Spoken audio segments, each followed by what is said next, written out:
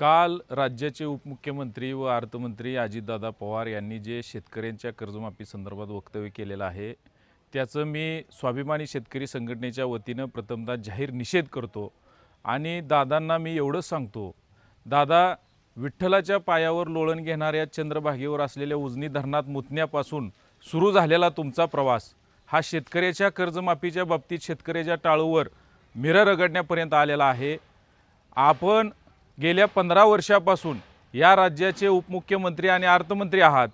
आपल्या राज्यामध्ये ज्या आपण योजना राबवल्या, ज्या शेतकऱ्यांसाठी विविध योजना आणल्या, याचं हे अपयश आहे का? म्हणूनच शेतकरी कर्जमाफी मागतोय। शेतकरी काय भिकारी नाही याचं तुम्ही भान ठेवलं पाहिजे। आणि शेतकऱ्याच्या बाबतीत बोलताना आपण अनेक वेळा शेतकऱ्यांचा वारंवार अपमान करत आहात, याचा स्वाभिमानी शेतकरी संघटनेच्या वतीनं आम्ही निषेध करतो। आपण सत्ता सुंदरीच्या मागे पळत असताना कशा प्रकारे पवार साहेबांना दागा फटका दिला, एकाला हाय दुसऱ्याला बाय आणि तिसऱ्या संघ पळत जाऊन कशा प्रकारे सत्ता स्थापन केली, हा महाराष्ट्रातला शेतकरी बघत आहे।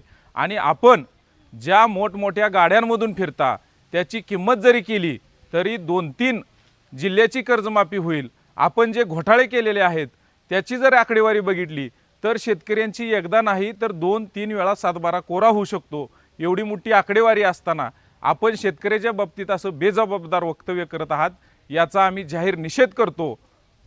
आणि शेतकरी येणाऱ्या जिल्हा परिषद पंचायत समिती निवडणुकीमध्ये आपल्या या वक्तव्याचा चांगल्या प्रकारे समाचार घेऊनच मतदान करतील, याचं भान आपण ठेवलं पाहिजे।